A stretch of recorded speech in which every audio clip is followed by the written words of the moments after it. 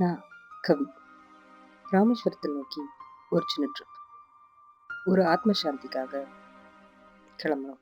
குடும்பத்தோட தொழிலும் கூட இருந்தாங்க. ஒரு லாங்கஸ்ட் ட்ரிப், 10 மணி நேரத்துக்கு மேலே. பாம்பன் பாலம், ராமேஸ்வரத்தீவை இணைக்கிற ஒரு பாலம். அற்புதமான கட்டுமானம்னு சொல்லலாம். மனிதன் படைப்பு ஒரு அற்புதமான படைப்பு. ஒரு பிரிட்ஜ், கடலுக்கு மேல இன்னொரு ரயில் தண்டவாளம், அதுவும் கடலுக்கு மேல. இன்னொரு வெர்டிகல் பிரிட்ஜ் பக்கத்திலேயே. இந்தியாவோட ஃபர்ஸ்ட் வெர்டிகல் லிஃப்ட் பிரிட்ஜ்னு சொன்னாங்க. கப்பல்கள் வரும்போது அந்த பிரிட்ஜ் ஓப்பன் ஆகும்னு வழிவிடும்னு சொன்னாங்க. நாங்க போன மொமெண்ட்ல எங்களால் அதை பார்க்க முடியல. ஆனா அந்த பிரிட்ஜ் அந்த மாதிரி ஒரு கேப்பபிலிட்டியோட கட்டப்பட்ட பிரிட்ஜ். இந்தியா ஃபர்ஸ்ட் பிரிட்ஜ்னு சொன்னாங்க. அந்த ரயில் பாதை இந்தியாவோட ரொம்ப அழகான பயணங்கள்ல ஒன்றுன்னு சொன்னாங்க. டர்க்கிஷ் ப்ளூல ஒரு கடல், அவ்வளோ அழகா இருந்தது பார்க்கறது. Bay of Bengal and Indian ocean ரெண்டுமே நம்ம கண்ணை பறிக்கிற மாதிரி இருந்தது. 1914 கட்டப்பட்ட பிரிட்ஜ்னு சொன்னாங்க. இந்தியாவோட முதல் வெர்டிகல் பிரிட்ஜ்னு கேள்விப்பட்டேன்.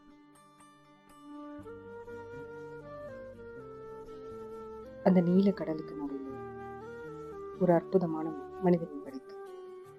இன்ஜினியரிங்ல ஒரு அமேசிங் இன்ஜினியரிங்னு சொல்லலாம்.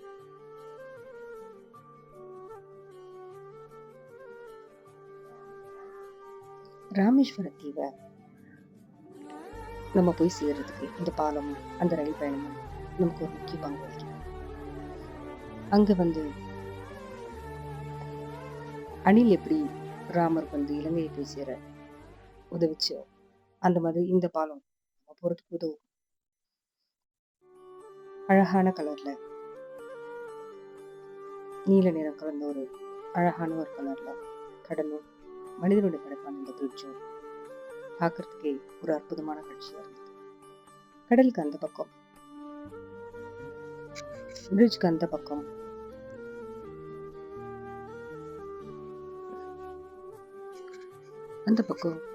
போட்டு அங்கங்க ஆங்கர் பண்ணி நிறுத்தி வச்சிருந்தாங்க. மீன்பிடி தொழில் நடந்துட்டு இருந்த இடம்.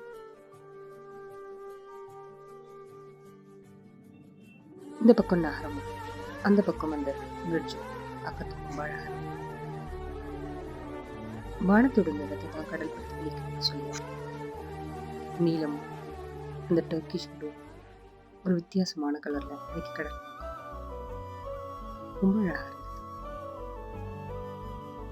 பார்க்குற இடம் இல்லா மரங்களும் கடலும் இந்த பிரிட்ஜும்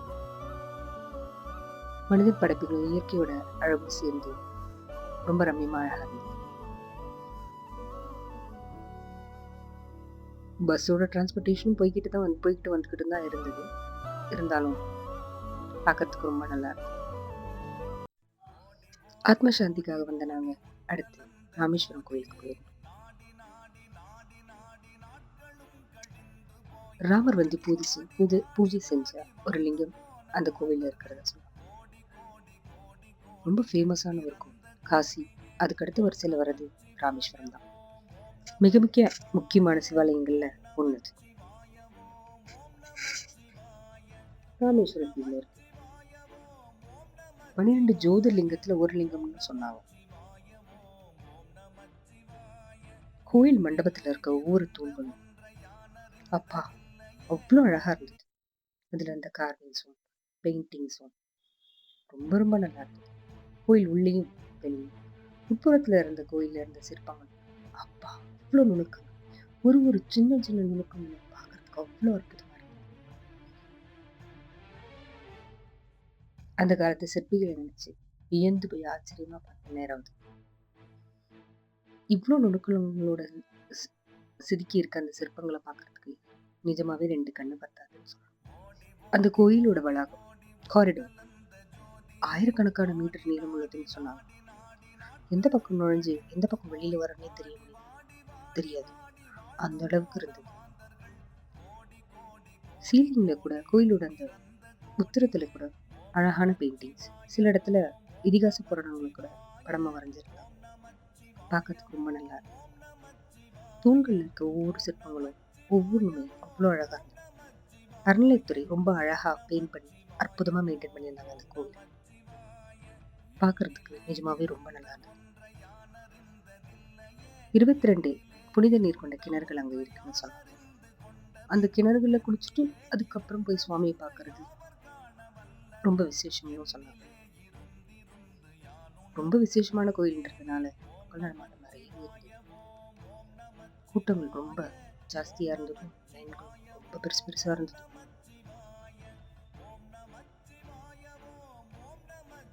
இந்த கோயில தரிசனம் பண்ணா அமைதி, சாந்தி எல்லாமே கிடைக்கும்னு சொன்னாங்க. அங்க இருந்த கோபுர தரிசனம் கோடி புண்ணியம். சுவாமிக்கு ஒரு நன்றி சொல்லிட்டு அங்க இருந்து தெருக்களை கடந்து நாங்க சென்ற இடம் அரிச்சல் முனை, தனுஷ்கோடி. இந்தியாவோட லாஸ்ட் லேண்ட் அரிச்சல் முனை. பே ஆஃப் பெங்காலும் இந்தியன் ஓஷனும் சங்கமிக்கிற ஒரு இடம். அந்த இடத்த சொன்னாங்க. கண்களை கவரும் அவ்வளோ அற்புதமான இயற்கையான இடம். ராமேஸ்வரத்தோட கதைப்படி ராமர் அங்கிருந்து சீதா தேவியை போய் பார்க்கறதுக்காக முயற்சி பண்ணதும் கேள்விப்பட்டேன். ஒரு ஹிஸ்டாரிக்கல் பிளேஸ்ன்னு கூட சொல்லலாம். ஒரு எண்ட்லெஸ் ஸ்கை, நீளமான ரோடு, மக்கள் நடமாட்டமோ வீடுகளோ எதுவுமே கிடையாது. ஒரு ஆழ்ந்த அமைதி, 2 பக்கமும் கடல், மணல் திட்டுகள், முட்செடிகள் சூழ்ந்து அப்படி இருந்தது அந்த இடம்.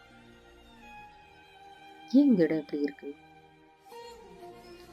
ஏற்கனவே ஒரு கடற்கரை இதயத்தோட உறவுகள் ஒரு முக்கியமான உறவை இழந்தாங்க. அந்த இடம் இன்னும் ஆழ்ந்த ஒரு அமைதியை கொடுத்து ஒரு அழகான லைட் ஹவுஸ் கடந்து இன்னும் சில கிலோமீட்டர் தூரம் போறோம். 2 பக்கமும் கடல், பார்க்க ரொம்ப ரம்மியமா இருந்தது. ஆனா இது எப்படி இருந்தது? அதற்கு பின்னாடி ஒரு பெரிய டிசாஸ்டர் நடந்திருக்கு.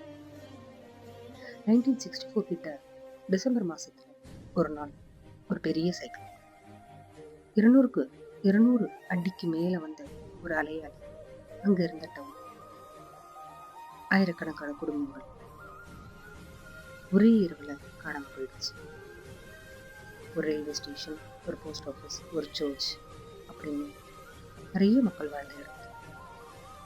அன்னைக்கு அந்த ஒரே இரவு மொத்தமா அழிச்சிருச்சு. சுனாமி எப்படி ஒரு பெரிய இயற்கையினோட சீற்றம்ன்றோமோ அதே மாதிரி ஏர்லி ஸ்டேஜ்ல நடந்த ஒரு பெரிய டிசாஸ்டர். அதனாலதான் அந்த இடம் யாருமே நடமாட்டம் இல்லாம இருந்தது. இந்திய அரசாங்கம் மக்கள் வாழ தகுதி இல்லாத இடமா அதை அறிவிச்சாங்க. அன்னைக்கு நைட்டு ரயில் பயணத்துல வந்திருந்த மக்களும் சேர்ந்து அழிஞ்சாங்க. அப்படி ஒரு டிசாஸ்டர் நடந்திருக்குன்னு தெரியறதுக்கே பல மணி நேரங்கள் ஆயிடுச்சு. எஞ்சி இருக்கிறது ஏதோ ஒரு சின்ன பில்டிங் மட்டும்தான் சொன்னாங்க. வேற மிச்சம் எதுவுமே அங்கே இல்லைன்னு சொன்னாங்க. அத்தனை மக்களோட ஊழம் அங்க இருந்திருக்கும் இல்லைங்களா? பேசவும் சிரிக்கவும் எதுவும் செய்யாம ஆண்டு இதை பத்தியே யோசிச்சுக்கிட்டே அந்த பயணம் ரொம்ப அமைதியா போச்சு. கடைகள் இருந்தது, நம்ம சாப்பிடலாம். சீ ஃபுட்ஸ் எல்லாம் பண்ணி நம்ம கொடுப்பாங்க. இங்கே மெரினால பட்டின பக்கத்துல கிடைக்கும் பாருங்க, அந்த மாதிரி ஒரு சில உணவு கூடங்கள் இருந்துச்சு. ரொம்ப வெயிலா இருந்தது, ரொம்ப ஆசையா இருந்தது. இந்த மணல் திட்டு மேலே ஏறி போய் அந்த கடல்லாம் பார்க்க பயங்கரமான வெயில். அன்னைக்கு இருந்த மனநிலைக்கு அது இறங்கி போய் பார்க்கலாம்னு கூட தோணுது. பாலைவனம்னா இப்படிதான் இருக்குமோ? கடல் இருக்காது, இருந்தாலும் அந்த மணல் திட்டுகளை பார்க்கும்போது எனக்கு அப்படி தோணுச்சு. ஃபுல் மணல், நல்ல வெயில். ஒருவேளை டெசர்ட்ஸ்லாம் இப்படிதான் இருக்கும் அப்படின்னு தோணுச்சு.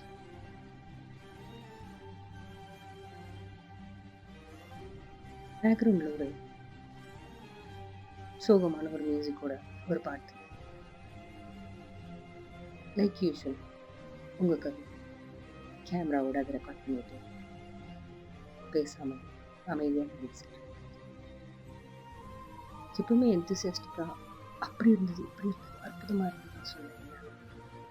இன்னைக்கு இந்த வீடியோல அதை சொல்ல முடியும்.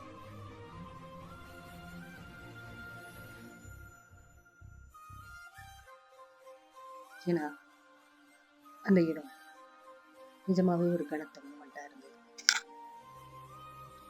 பேசவோ சிரிக்கவோ முடியல.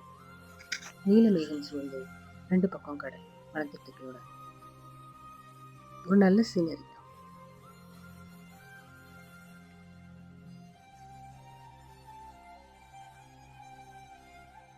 இங்க எப்ப வந்து கிளைமேட் நல்லா இருக்கும், எந்த கிளைமேட்ல வந்து நல்லா இருக்கும், எந்த மாதங்கள்ல வந்து நல்லா இருக்கும் தெரியல. இன்னும் இறங்கி எக்ஸ்ப்ளோர் பண்ணலாமே அப்படின்ற ஒரு ஐடியா. உங்களுக்கு யாராவது தோணுச்சுன்னா கமெண்ட் செக்ஷன்ல சொல்லுங்க. இதற்கு முன்னாடி வேற யாராவது இங்கே விசிட் பண்ணி இருந்தீங்கன்னா எனக்கு தெரியப்படுது. நிறைய டூரிஸ்ட் பஸ் நம்ம கடந்து சென்றதை பார்க்கலாம். போய் நம்ம சேரணும். Almost towards the end. இந்தியாவின் கடைசி எட்ஜுன்னு சொல்லுவோம். அதை நோக்கி தான் நம்ம போயிட்டு.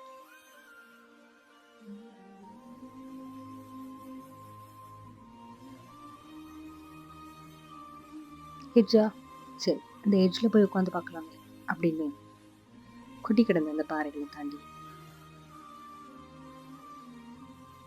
போய் அந்த முனையில போய் உட்காந்துருந்து கொஞ்ச நேரம் யோசிச்சுக்கிட்டு இருந்தேன். இங்கிருந்து பார்த்தா ஸ்ரீலங்கா தெரியுமா? சில மணி நேரம் தான் ஸ்ரீலங்கான்னு சொன்னாங்க. அப்படியா? இப்படியெல்லாம் யோசனை. தூரத்துல ஒரு மணல் திட்டு,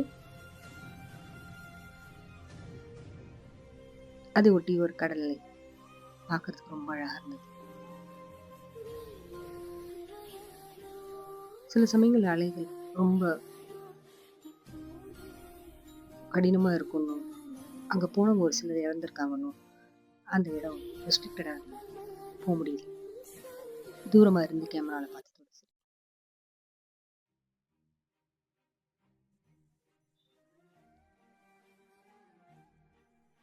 இத்தனை அழகான கடல், அந்த அலையோட ஓசை மனசுக்கு தேவைப்பட்ட அமைதி அணி கொடுத்துச்சு. கடலுக்கு அப்படி ஒரு ஹீலிங் தெரப்பி இருக்கு. அலை ஓசைக்கு அப்படி ஒரு தன்மை இருக்கு. உட்காந்து ரொம்ப நேரம் யோசிச்சு ஆழ்ந்த அமைதிக்குள்ள இருந்தோம். நல்ல வெயில் தான், கூலர்ஸ்லாம் போட்டு அதை கவர் பண்ணிட்டு இருந்தோம்.